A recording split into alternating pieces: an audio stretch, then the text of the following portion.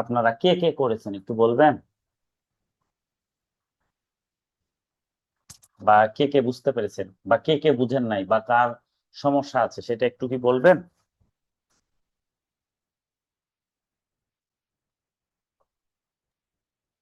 ভাইয়া আপনাকে ওই রেকর্ডের জন্য আমি রিকোয়েস্ট পাঠাইছি, একটু একসেপ্ট করেন।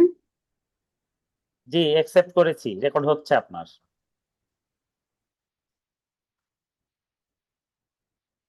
আচ্ছা, আমি বলছিলাম যে ক্যাশ ফ্লো স্টেটমেন্টের ফরম্যাটটা গতদিন আমি আলোচনা করেছিলাম এবং আপনাদেরকে একটু স্টাডি করতে বলেছিলাম। আপনারা সেটা স্টাডি করেছেন? এটা একটু জানতে চাচ্ছিলাম।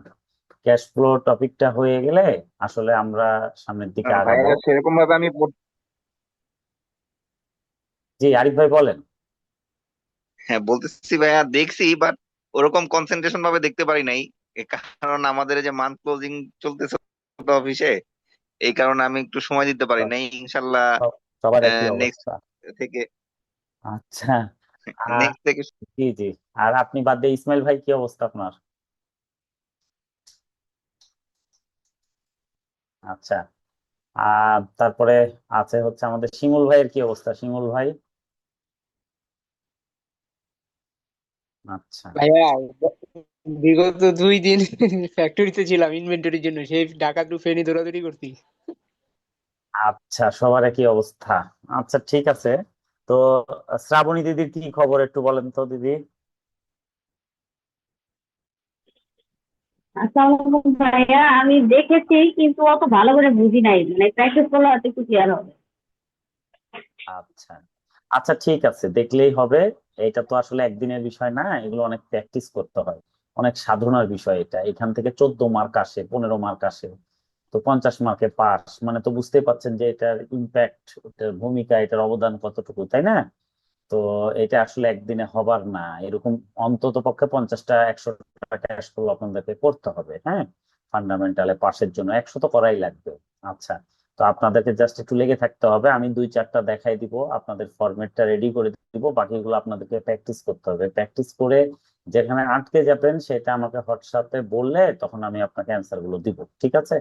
এটা হচ্ছে প্রসেস, কারণ অনলাইনে তো আর 100 অঙ্ক করাতে গেলে তো 100টা ক্লাস লাগবে একটা টপিকে, তাই না? তো আপনারা সেইভাবে পড়বেন। শিউলি আপুর কি খবর একটু বলেন তো, এই ক্যাশ ফ্লোর ফরম্যাটটা দেখেছিলেন? ফরম্যাটটা দেখেছি ভাইয়া, কিন্তু মাথার উপর দিয়ে গেছে। আজকে আপনি যদি একটু আবার আগে থেকে একটু আমাকে একটু রিভিউ করে দেন তাহলে মনে হয় একটু ভালো হতো ম্যাথ শুরু করার আগে। আচ্ছা, রিভিউ যদি করে দিই তো আগাবো কিভাবে? আচ্ছা, ঠিক আছে, রিভিউ একটু করে দুই দিব। মিনিট মানে একটু যদি একটু আচ্ছা আগে আপনি, একটু প্রিভিয়াস একটু শর্টকাটে বুঝায় শুরু করেন তাহলে একটু ভালো হতো, জি আমি জি দেখলাম তো। আপনি একটু জি জি আরেকটু জি, বুঝাইলে হয়তো ঠিক ক্লিয়ার। আছে, ঠিক আছে। আর আর মাহফুজা আপু, আপনি বলেন তো কি অবস্থা,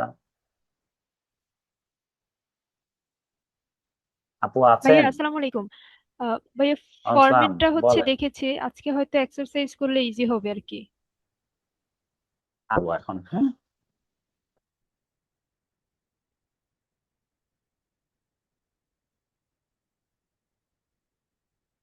আচ্ছা, আমি গতদিন আপনাদের সাথে ফরম্যাট আলোচনা করেছিলাম, সেই ফরম্যাটটাই আবার একটু আলোচনা করি, কারণ আপনাদের যে অবস্থা। আচ্ছা, দেখেন, আমি একদম সহজভাবে বলবো, আপনারা একটু মনোযোগ রাখবেন। মনোযোগ রাখলে আশা করি যে আর কারো কোনো প্রবলেম হবে না।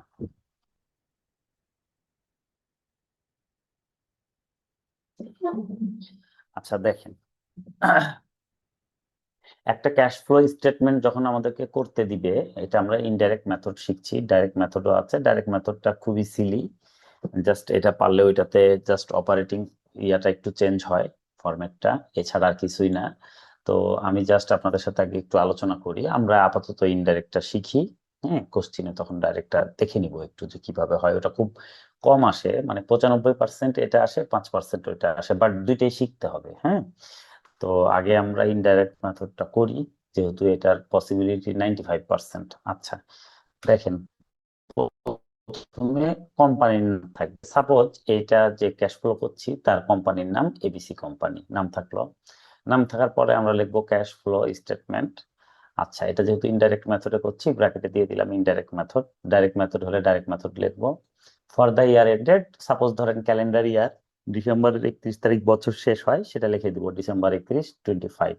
আচ্ছা, কোশ্চিনে যদি জুলাই জুন যদি ইয়ার এন্ড হয়, তাহলে আমরা 30 জুন লিখে দিব, ঠিক আছে। আচ্ছা, যেটা বলবে সেটা আমরা করব। আচ্ছা, এখন দেখেন পার্টিকুলার্স, অ্যামাউন্ট। আচ্ছা, বাংলাদেশি যদি ম্যাথ হয় তাহলে টাকা টাকা থাকবে অ্যামাউন্টের এখানে, ইন্ডিয়ান হলে রুপি থাকবে, তারপরে এক এক দেশের এক একটা, মালয়েশিয়ান হলে রিঙ্গিত থাকবে, আমেরিকান হলে ডলার থাকবে, হয়তো পাউন্ড থাকতে পারে, যেটা অ্যামাউন্টে থাকে সেটা হবে। আচ্ছা, এখন একটা ক্যাশ ফ্লো স্টেটমেন্ট সব সময় শুরু হয় নিচ দিক থেকে, এটা আপনাদেরকে একটু মনে রাখতে হবে। এই ফরম্যাট, এটা লেখার পরে ফরম্যাট করার পরে আমরা শুরুটা করব একদম নিচ থেকে, একদম নিচ থেকে কেমন? আচ্ছা, আপনারা দেখেন এখানে কি আছে, closing balance of cash and cash equivalent. Suppose ধরেন এটা 100 টাকা আছে। আচ্ছা, opening balance of cash and equivalent তার উপরে থাকবে, ধরেন এটা 70 টাকা আছে, মানে বছরের শুরুর দিন আমার ওপেনিং ব্যালেন্স ছিল 70 টাকা, বছরের শেষের দিন আমার ক্লোজিং ব্যালেন্স হচ্ছে 100 টাকা। তাহলে 70 থেকে 100 হয়েছে, মানে ইনক্রিজ হয়েছে। তাহলে তৃতীয় লাইনটা কি লিখবো? Net increase in cash and cash equivalents কত? 30। এই 30টাই হচ্ছে আমার অ্যান্সার, যেটা উপরে থাকবে, ঠিক আছে। আচ্ছা, তাহলে আমরা ক্যাশ ফ্লো শুরু কোথা থেকে করব? একদম নিচ থেকে। ক্লোজিং ব্যালেন্স লিখবো নিচে, cash and cash equivalent. Cash equivalent মানে কি? ইকুইভ্যালেন্ট কথাটার মানে হচ্ছে সেম, সমজাতীয়। তাহলে ক্যাশ জাতীয় যেগুলো, হ্যাঁ, এমন কিছু জিনিস আছে যেগুলোকে ক্যাশই ধরা হয়, ঠিক আছে। তো সেগুলো এখানে আসছে। আর এখানে হচ্ছে opening balance of cash and cash equivalent. তারপরে দুইটা ডিফারেন্স দেখবো, যদি বেড়ে যায়, যেমন 70 ছিল 100 হয়েছে, বেড়ে গেছে, তাহলে নেট ইনক্রিজ 30। আর যদি দেখা যাচ্ছে 100 ছিল কিন্তু কমে 50 হয়েছে, মানে ডিক্রিজ হয়ে গেছে, তাহলে লিখবো নেট ডিক্রিজ। যেটাই হবে সেটাই আমরা লিখবো। আচ্ছা, এখন এটা তো আমাদের গেল স্টার্টিং, প্রথমে আমরা অ্যান্সার বের করে নিলাম, অ্যান্সার কত? 30। এরপরে আমরা কি করব? এরপরে আমাদের কাজ হচ্ছে, ক্যাশ ফ্লোটা আসলে 3 ভাগে বিভক্ত, 3টা অ্যাক্টিভিটিসে বিভক্ত। আমি পিঙ্ক কালার কালি দিয়ে লিখে দিয়েছি, দেখেন। Cash flow from operating activities, 2 নম্বরে হচ্ছে cash flow from investing activities, 3 নম্বরে হচ্ছে cash flow from financing activities. তাহলে 3টা আমাদের অ্যাক্টিভিটিস। কি কি activities? cash flow from operating activities, cash flow from investing activities, cash flow from financing activities। আচ্ছা, এখন আপনাদের কাছে আমার একটা কোশ্চেন, একটা বিজনেস, সাপোজ ধরেন, আমি একটু ধীরে ধীরে আলোচনা করি আপনাদের যাতে জিনিসটা সুবিধা হয়। আচ্ছা, সাপোজ একটা কোম্পানি আমি ইস্টাবলিশ করলাম। কিসের কোম্পানি? সাপোজ ধরেন একটা, আচ্ছা, একটা স্টেপলার কোম্পানি। আচ্ছা, কোম্পানির রেজিস্ট্রেশন করার জন্য গভর্নমেন্টের কোথায় আমি যাব? RJSC তে। মানে কি? Registrar of joint stock company. তার কাছে আমি যাব, আমার সব প্রস্তাবনা দিব, তারা সেটা যাচাই বাছাই করে ধরেন আমার কোম্পানিটাকে রেজিস্ট্রেশন দিল, রেজিস্ট্রেশন পেলাম আমরা, এটাকে বলা হয় ইনকর্পোরেশন। আচ্ছা, কোম্পানি রেজিস্ট্রেশন হলো, হওয়ার পরে আমি ধরেন অনুমোদন নিয়ে আসলাম। সবার আগে আমার এই কোম্পানি পরিচালনা করতে গেলে কি লাগবে? প্রথম প্রশ্ন, সবার আগে কি লাগবে? লাগবে ফাইন্যান্স। আচ্ছা, ফাইন্যান্স মানে কি? অর্থায়ন। আচ্ছা, কোম্পানি পরিচালনার জন্য ফাইন্যান্স দরকার। এখন প্রশ্ন হলো, এই ফাইন্যান্সটা আসবে কোথায় থেকে? এই ফাইন্যান্সটা কোম্পানিতে কোথায় থেকে আসবে? এই ফাইন্যান্সটা কোম্পানিতে আসবে ক্যাপিটাল থেকে, ঠিক আছে, ক্যাপিটাল। তাহলে ক্যাপিটাল থেকে যে আসবে, কিভাবে আসবে? আচ্ছা, সেটা আমরা জানবো। ক্যাপিটাল আসলে 2 ভাগে বিভক্ত, একটা হচ্ছে ওন ক্যাপিটাল, একটা হচ্ছে লোন ক্যাপিটাল। লোন ক্যাপিটালের আরেকটা নাম হলো ডেপ্ট ক্যাপিটাল। ডেপ্ট মানে ধার, হ্যাঁ, লোন করা মানে কি? মানে আসলে আমাদের কোথাও থেকে, এইটা ফিনান্সের ভাষায় ধার বলে, মানে ধার বলতে কি বোঝায়? লোন করাকে বোঝায়, ঠিক আছে। আচ্ছা, এখন দেখেন, ওন ক্যাপিটাল, কোম্পানির ওন ক্যাপিটাল বলতে কি বোঝায়? বোঝায় শেয়ারকে, অনলি একটাই জিনিস, সেটা হলো শেয়ার। শেয়ারকে কোম্পানির নিজস্ব ক্যাপিটাল ধরা হয়, ঠিক আছে। তাহলে এটা হলো একটা শেয়ার। আর লোন ক্যাপিটালের মধ্যে কি হয়? লোন ক্যাপিটালের মধ্যে 3টা জিনিস পড়ে, debenture, bond, long term loan. Debenture, bond, long term loan. তাহলে এই 3টা আর এই একটা, এই 4টা মিলে কি হয়? এই চারটা মিলে হয় ফাইন্যান্সিং অ্যাক্টিভিটিস। ঠিক আছে, ফাইন্যান্সিং অ্যাক্টিভিটিস। এখন আরেকটু জিনিস আমরা জানবো, ফাইন্যান্সের একটা খুব গুরুত্বপূর্ণ আমরা কনসেপ্ট জানবো।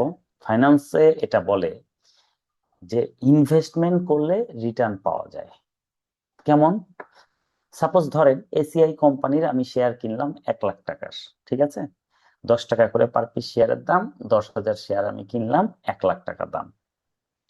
এটার মানে কি? মানে আমি কোম্পানিতে শেয়ার বাবদ 1 লাখ টাকা দিলাম, বিনিময়ে তারা আমাকে কি দিল? একটা পেপার দিল।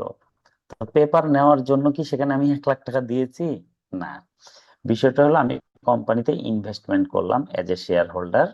কোম্পানি যখন বছর শেষে প্রফিট করবে সেখান থেকে প্রফিটের একটা পার্ট, হয়তো 40% হতে পারে, 50% হতে পারে, তারা আমাকে এজ এ ডিভিডেন্ড, লভ্যাংশ হিসাবে দিবে। ঠিক আছে? আচ্ছা, তাহলে শেয়ারে ইনভেস্ট করলে কি পাওয়া যায় রিটার্ন হিসাবে? ডিভিডেন্ড। আচ্ছা, এবার দেখেন আরো আছে debenture, bond, long term loan, মানে যেটা লোন ক্যাপিটালের পার্ট। এইগুলো যদি আমি এগুলোতে ইনভেস্টমেন্ট করি তাহলে আমি কি পাবো? তাহলে আমি ইন্টারেস্ট পাবো। আপনারা অনেকেই হয়তো দেখেছেন প্রাইস বন্ড, তাই না?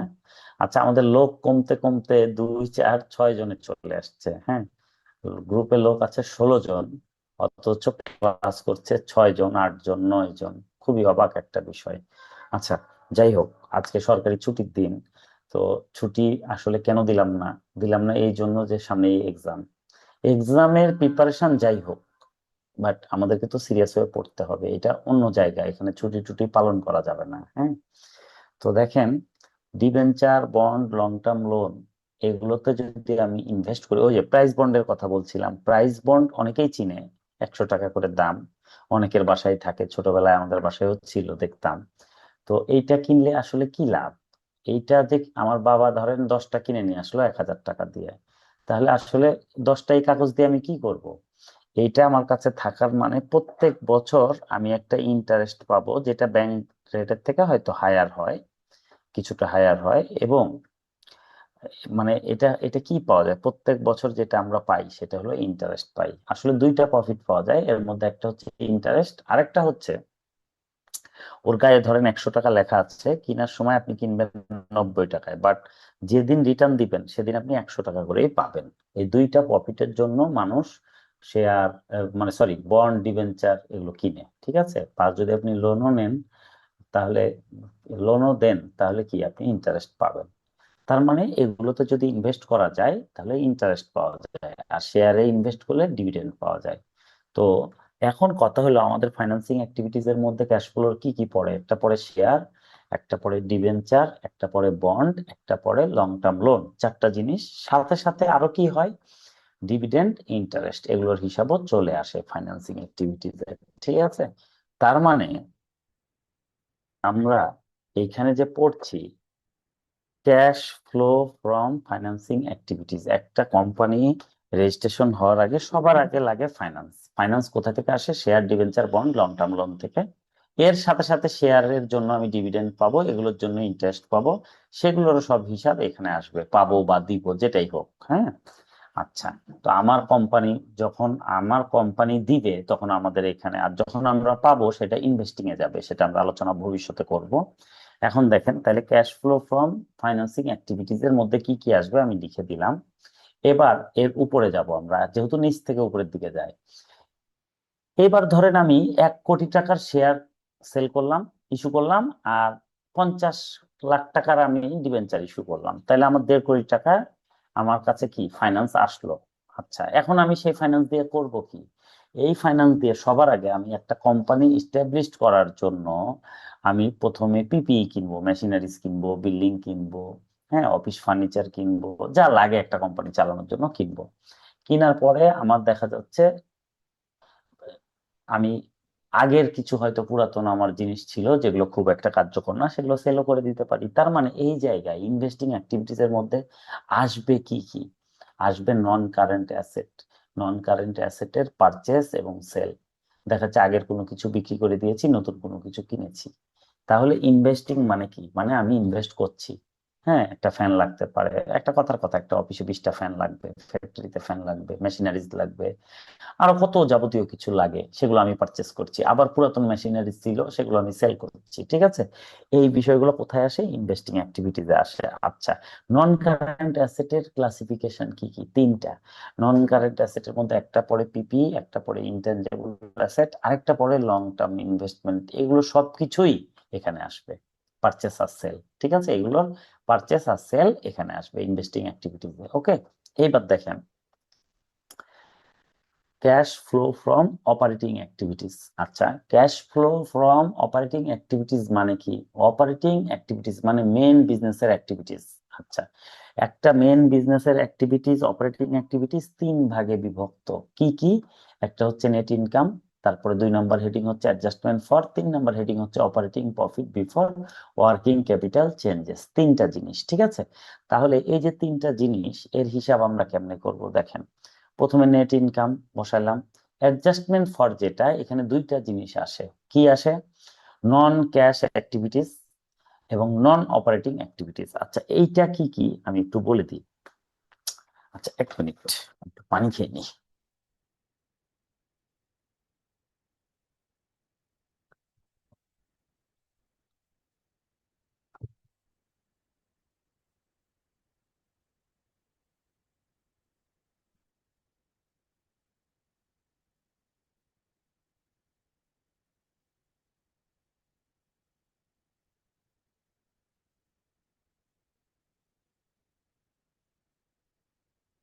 তাহলে আমরা ছিলাম ক্যাশ ফ্লো ফ্রম অপারেটিং অ্যাক্টিভিটিজে। এটা 3টা পার্ট। একটা হচ্ছে নেট ইনকাম, 2 নাম্বার হচ্ছে অ্যাডজাস্টমেন্ট ফর, আর 3 নাম্বার হচ্ছে operating profit before working capital changes. আচ্ছা, নেট ইনকাম আমরা বসাবো। বসানোর পর অ্যাডজাস্টমেন্ট ফর, যেটা আমার হেডিং, এর নিচে 2টা জিনিস আসবে। একটা হচ্ছে নন ক্যাশ অ্যাক্টিভিটিস, একটা হচ্ছে নন অপারেটিং অ্যাক্টিভিটিস। এখন এই 2টা জিনিস আসলে কি কি সেটা আমরা জানবো। নন ক্যাশ অ্যাক্টিভিটিস বলতে কি বোঝায়?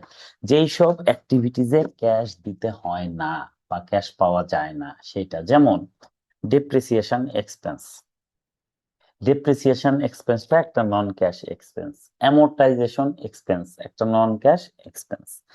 আচ্ছা, এগুলো হতে পারে। আবার ধরেন নন অপারেটিং অ্যাক্টিভিটিস। নন অপারেটিং অ্যাক্টিভিটিস মানে কি? মানে হচ্ছে মেন বিজনেস বাদ দিয়ে অন্য বিজনেসের অ্যাক্টিভিটিস। যেমন হতে পারে, শক্ত করে ধরো, ওখানে নিয়ে রাখো। যেমন ধরেন হতে পারে যে profit on sale of machinery, loss on sale of machinery, এইসব।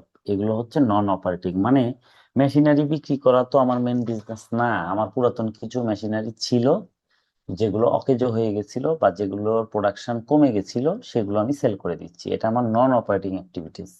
এই নন অপারেটিং অ্যাক্টিভিটিসে প্রফিট হোক লস হোক, এগুলো সব এখানে আসবে। ঠিক আছে, তাহলে অ্যাডজাস্টমেন্ট করার পরে এই জিনিসগুলো হবে। এইবার operating profit before working capital changes, এইগুলোকে যোগ করে দিব, দিয়ে এখানে অ্যামাউন্ট আসবে। ওয়ার্কিং ক্যাপিটাল মানে কি? ওয়ার্কিং ক্যাপিটাল মানে হচ্ছে current asset minus current liabilities. তো বলছে কারেন্ট অ্যাসেট আর কারেন্ট লাইবিলিটিস আসার আগে মেন বিজনেসের লাভ কত ছিল, লিখলাম। লেখার পরে এইখানে তাহলে কি আসবে? কারেন্ট অ্যাসেট আর কারেন্ট লাইবিলিটিস এর জিনিসগুলো আসবে। এই হচ্ছে আমাদের ঘটনা, এই আমাদের ক্যাশ ফ্লোর বেসিক। এইবার এই জায়গা থেকে আমরা ম্যাথ করব। ম্যাথ না করা পর্যন্ত আসলে আমাদের ক্ল্যারিটি আসবে না। সুতরাং আমাদেরকে অনেক ম্যাথ করতে হবে। ঠিক আছে, আমি আজকে চেষ্টা করব 2, 3, 4টা ক্যাশ ফ্লো যা পারি করানোর। আগামী দিন আবার আপনাদেরকে মিলায় বেশ কিছু ক্যাশ ফ্লো করাবো। তারপরে আমরা তখন ব্যাংক রিকনসিলেশনে যাব এবং সেটা শেষ করে আমরা কোশ্চিনে যাব। ঠিক আছে? আচ্ছা, তাহলে এখন কোশ্চিন হচ্ছে আমার এই পর্যন্ত হইলো। এই পর্যন্ত হওয়ার পরে এখন আমরা কোশ্চিনে যাব। আর কোনো আমরা দেরি করব না, কারণ কোশ্চিন প্র্যাকটিস ছাড়া আসলে কোনো লাভই হবে না। দেখেন, 1 নাম্বার কোশ্চিন আমাদের আম, সেই পিডিএফ বুকের 1 নাম্বার কোশ্চিনে আপনারা যাবেন। তো 1 নাম্বার কোশ্চিনে আমরা কি করব? প্রথমে আমি আগেই বলেছি, এখানে নামটাম লিখি নাই, আপনারা লিখবেন cash flow statement. Suppose ABC company cash flow statement তারপরে ব্র্যাকেটে লিখবেন ইনডাইরেক্ট মেথড, তার নিচে লিখবেন for the year end date দিয়ে দিলেন একটা, ঠিক আছে।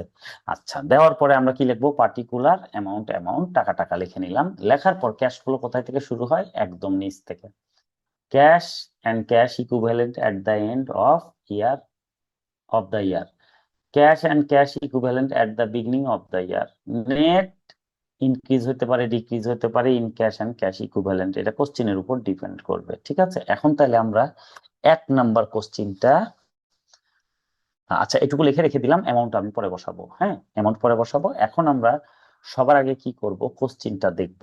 কোশ্চেনটাতে আমরা কি করেছি, cash flow from operating activities, cash flow from investing activities, cash flow from financing activities, 3টা পার্টকে আমরা এভাবে মার্ক করে নিব। এর মধ্যে অপারেটিং অ্যাক্টিভিটিস যেটা, সেটা পেজের অর্ধেক পর্যন্ত নিবে, কারণ এটা সবচেয়ে বেশি হয়, আর বাকি অর্ধেকে এগুলো করব, ঠিক আছে, এটা আমাদের মাথায় রাখতে হবে।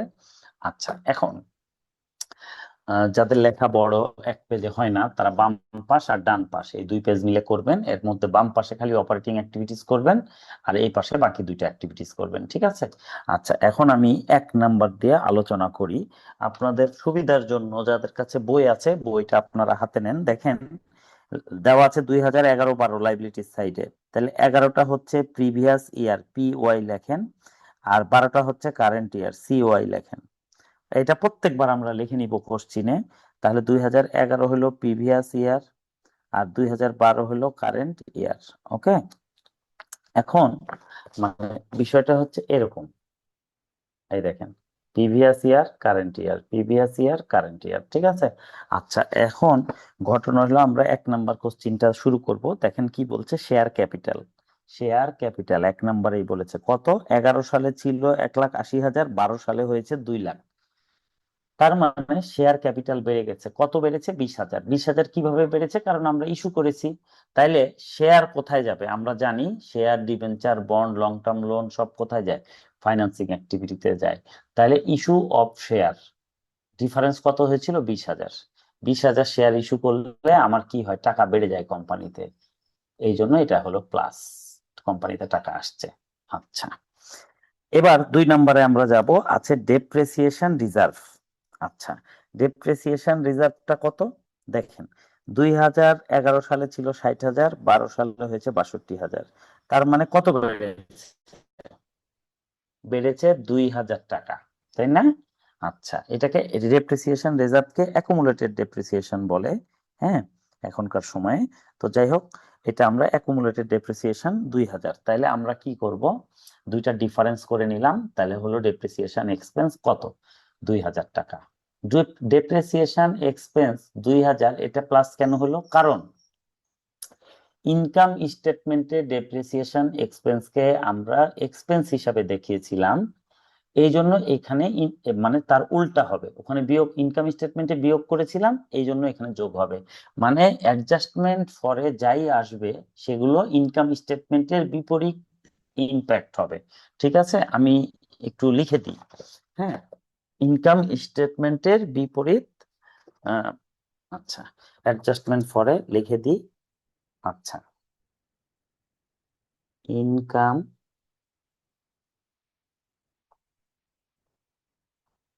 স্টেটমেন্ট এর বিপরীত ইফেক্ট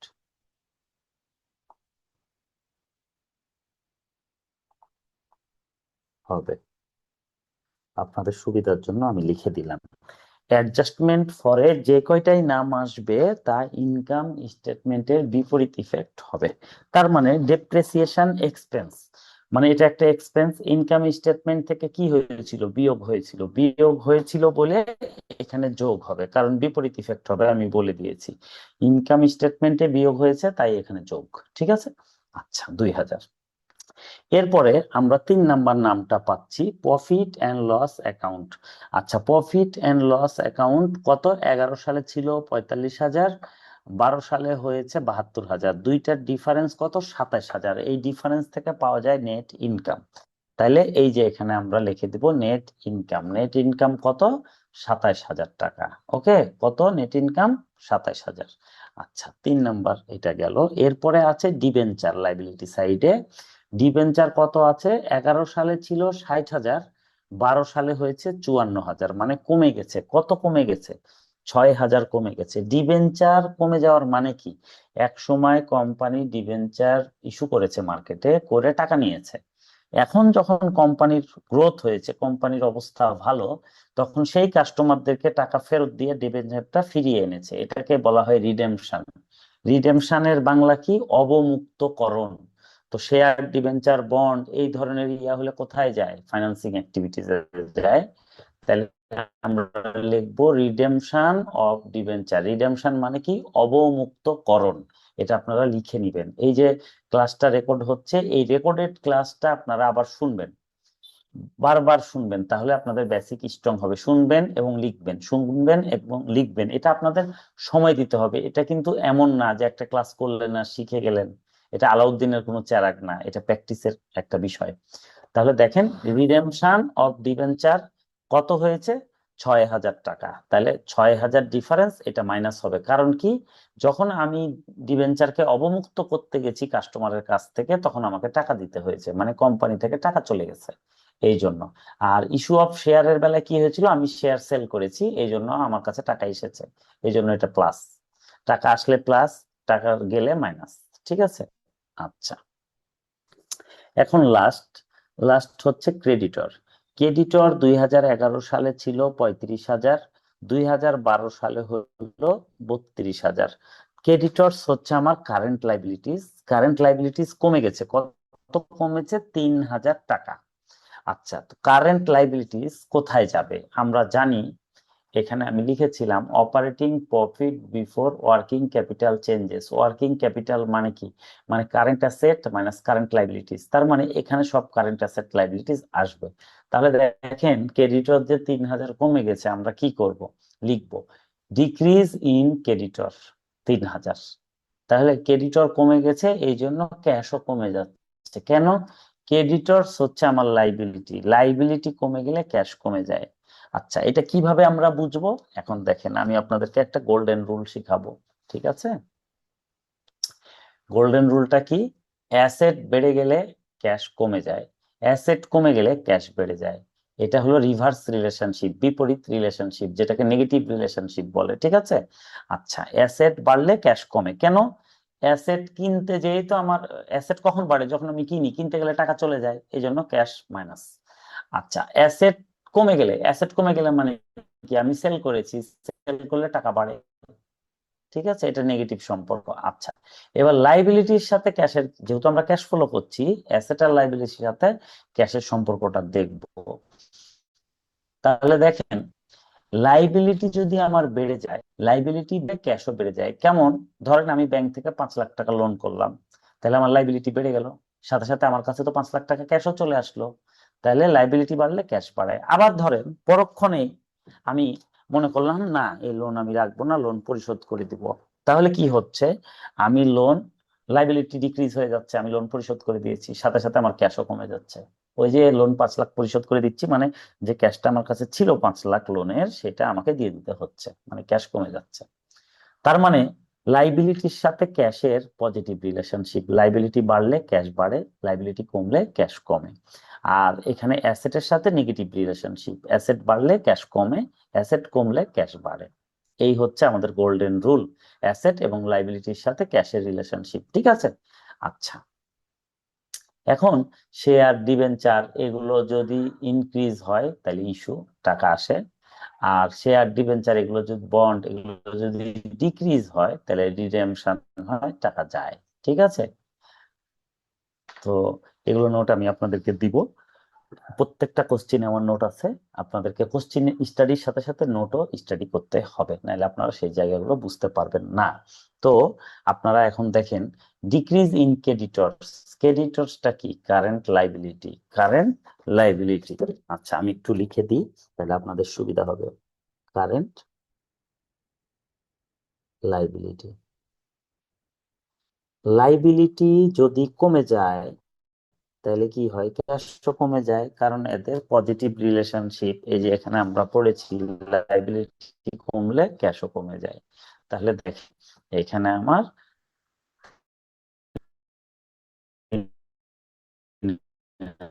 ক্যাশ কমে গেছে। আচ্ছা, পরের ইয়াতে আমরা বলবো। আচ্ছা, ক্রেডিটর হয়ে গেল। এবার মেশিনারি গ্রস কত, 2,11,000, তার মানে মেশিনারিজ বেড়েছে কত টাকা, 70,000 টাকার। মেশিনারিজ কখন বাড়ে? মেশিনারিজ হচ্ছে আমার নন কারেন্ট অ্যাসেট। অ্যাসেট কখন বাড়ে? অ্যাসেট বাড়ার মেন কারণ হচ্ছে পারচেস। মেন কারণ পারচেস, তার মানে পারচেস করা হয়েছে 70,000 টাকার। তাহলে আমরা এটা লিখে ফেলবো, পারচেস অফ মেশিনারি কত টাকা, 70,000 টাকা। Purchase of machinery, machinery purchase হচ্ছে কত টাকার, 70,000 টাকার। ওকে, রিসিভেবল এইটা 11 সালে ছিল 96,000, 12 সালে হয়েছে 83,000। তার মানে আমরা account receivable, current asset, current liability সব ওয়ার্কিং ক্যাপিটালের এখানে লিখবো। ডিক্রিজ ইন ডেটর্স কত, 13,000। ডেটর্সটা কি? ডেটর্সটা হচ্ছে আমার কারেন্ট অ্যাসেট।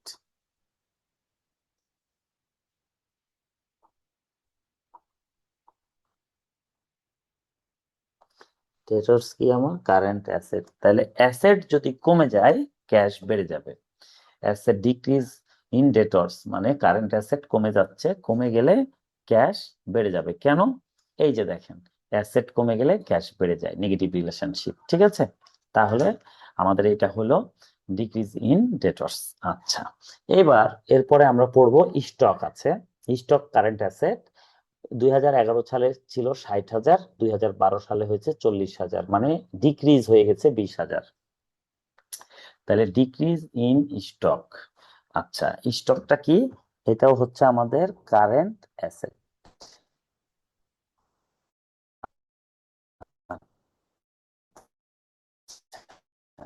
তাহলে অ্যাসেট যদি কমে গেলে যায়, এটা হলো গোল্ডেন রুলস।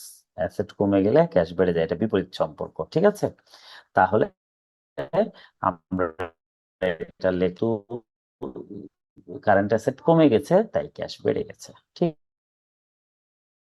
আছে, এই হয়ে গেল আমাদের। এরপরে আরেকটা জিনিস আছে, সেটা হলো discount on issue of debenture. আচ্ছা, discount on issue of debenture 11 সালে ছিল 3,000, 12 সালে হয়েছে। লাইটার দিয়ে এই এন্ট্রিটাকে মার্ক করেন, discount on issue of debenture. এটা 3,000 ছিল, হয়ে গেছে 2,000। আচ্ছা, এইটার নোটটা আমি আগে একটু আলোচনা করে দেই। দেখেন, ব্যালেন্স শিটে প্রিপেড এক্সপেন্স এবং আউটস্ট্যান্ডিং এক্সপেন্স। প্রিপেড এক্সপেন্স মানে কি, অ্যাসেট। আউটস্ট্যান্ডিং এক্সপেন্স মানে কি, লাইবিলিটি। আউটস্ট্যান্ডিং এর সেম আরেকটা ওয়ার্ড হচ্ছে অ্যাক্রুড। ঠিক আছে, আচ্ছা, অ্যাক্রুড মানেও বকেয়া, বাকি। আউটস্ট্যান্ডিং মানেও বাকি। আচ্ছা, এই দুইটা এক্সপেন্স বাদ দিয়ে প্রিপেড এক্সপেন্স আর আউটস্ট্যান্ডিং এক্সপেন্স। প্রিপেড এক্সপেন্সটা কি, অ্যাসেট। আউটস্ট্যান্ডিং এক্সপেন্সটা কি, লাইবিলিটি। এই দুই, এদেরকে বাদ দিয়ে অন্য যে কোনো এক্সপেন্স ডিক্রিজ, নিচের দিকে তীর মানে ডিক্রিজ হচ্ছে নন ক্যাশ এক্সপেন্স। ঠিক আছে, আচ্ছা, এদেরকে বলা হয় রাইট অফ। আর যদি ইনক্রিজ এক্সপেন্স ইনক্রিজ হয় তাহলে ক্যাশ এক্সপেন্স। ঠিক আছে, এখন এখানে দেখেন, discount on issue of debenture, এটা এক্সপেন্স ডিক্রিজ হয়েছে, ছিল 3,000 হয়েছে 2,000, তার মানে এটা নন ক্যাশ এক্সপেন্স। এদেরকে রাইট অফ বলে। এদেরকে কি বলে, right of. Non cash expense যদি হয় তাহলে আমরা কোথায় ইয়া করব? আমরা জানি, এর আগে আমরা পড়েছি, আমরা ফরম্যাটেও দেখেছি। আমি আপনাদেরকে ফরম্যাটটা আবার দেখাই দিই। দেখেন, নন ক্যাশ অ্যাক্টিভিটিস অ্যাডজাস্টমেন্ট ফরের এখানে আসে, তাহলে নন ক্যাশ এক্সপেন্স এটা। সুতরাং এইটা কোথায় যাবে, অ্যাডজাস্টমেন্ট ফরেই যাবে। Discount on issue of debenture কত, 3,000 ছিল, হয়েছে 2,000, মানে 1,000 টাকা। আচ্ছা, এইটা যেহেতু একটা এক্সপেন্স, তাহলে ইনকাম স্টেটমেন্টের বিপরীত ইফেক্ট হবে। তার মানে কি, ইনকাম স্টেটমেন্টে বিয়োগ হয়েছিল, এই জন্য এখানে যোগ হবে, যেহেতু বিপরীত ইফেক্ট। যেগুলো ইনকাম স্টেটমেন্টে বিয়োগ হয়েছে এখানে যোগ হবে, আর যেগুলো ইনকাম স্টেটমেন্টে যোগ হয়েছে এখানে বিয়োগ হবে। এই দুইটাই ইনকাম স্টেটমেন্টে বিয়োগ হয়েছে এক্সপেন্স হিসাবে, এই জন্য এখানে দুইটাই যোগ অবস্থায় আছে। ওকে, এই হলো লাস্ট এন্ট্রি আমাদের হচ্ছে bank balance.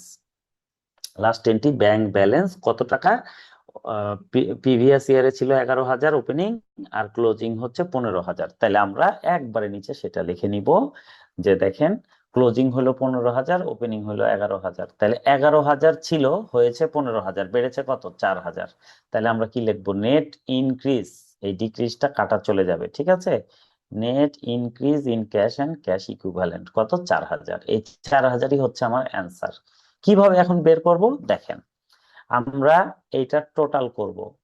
Net cash provided from operating activities কত? 60,000। পজিটিভ মান হলে কত হবে? প্রোভাইডেড ফর, হ্যাঁ, প্রোভাইডেড ফ্রম। আচ্ছা, আর যদি মাইনাস হয় তাহলে কথা আসবে ইউজড ইন।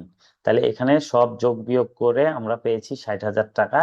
এটা হলো আমার net cash provided from operating activities. আচ্ছা, আর পরেরটাতে শুধু 70,000, এটা মাইনাস আছে, তাহলে কি হবে? নেট ক্যাশ ইউজড ইন, হ্যাঁ, এটা হবে net cash used in investing activities কত? 70,000 টাকা। আচ্ছা, এবার লাস্ট ইস্যু, এখানে টোটাল কত? 14,000, তাহলে এটা পজিটিভ মান, তাহলে কি হবে? নেট ক্যাশ, আচ্ছা, net cash from financing activities, ঠিক আছে? এই যে বিষয়, তাহলে তিনটা মানই আমরা এদিকে নিয়ে আসবো, একটা 60,000, একটা মাইনাস 70,000, একটা প্লাস 14,000। 60 আর 14, 74, 74 থেকে 70 বাদ গেলে থাকে 4,000, মানে আমাদের অ্যান্সার মিলে গেল। এইটাই আমাদের ক্যাশ ফ্লো। সময় খুবই কমে গেছে। তো দেখেন এখানে আসলে কত লজিক দরকার। তো এই ধরনের ক্যাশ ফ্লো আসলে আপনারা যদি মিনিমাম আপনাদেরকে 100টা করতে হবে, 100টা। তো আমি আপনাদেরকে এই বইয়ের যে 25-30টা আছে সবগুলো অ্যান্সারের ছবি দিব, আপনারা কিছু কিছু আমি আলোচনা করে দিব, আপনারা বুঝে বুঝে বুঝে বুঝে সেগুলো করবেন। আর যেখানে আটকায় যাবেন আমাকে নক দিবেন। এখন আপনারা যদি না করেন তাহলে তো আমার আর ঝামেলা নাই, আমার বোঝানোর কাজ আমি বুঝাই দিলাম, হ্যাঁ। কিন্তু পরীক্ষা হলে যে কিছুই পারবেন না, যাদের এটা স্বপ্ন যে সিএমএ পাশ করবেন, অবশ্যই এখানে সময় দিতে হবে। এখানে সিএমএ পাশের 3/1 মার্ক এখানে থাকে, হ্যাঁ, অলমোস্ট 15 মার্ক, 50-এ পাস। সুতরাং এটা কত গুরুত্বপূর্ণ জায়গা, এবং এটা অলমোস্ট প্রতি বছর আসে, ঠিক আছে? একবার হয়তো বাদ দেয়। তো আপনারা এই জায়গাটা খুব অ্যাপ্রোপ্রিয়েট ভাবে আপনাদের ক্লাস শেষে একটু গ্রুপে দিয়ে দিয়েন। আচ্ছা, তো আপনারা সবাই এটাকে বারবার রিভাইজ করবেন, বারবার রিভাইজ করবেন, ক্লাসটাকে রেকর্ডে বারবার দেখবেন কি বলতে চাচ্ছি। এখানে আমি ছবি দিয়ে দিচ্ছি। হাফ টাইমের এরকম আরো 2টা কোশ্চিন আমরা অবশ্যই, আপনারা অবশ্যই টাইমলি হাজির হবেন। সবার জয়েন করতে করতে 5 মিনিট চলে যায়, এটা খুব দুঃখজনক, হ্যাঁ। হাফ টাইমের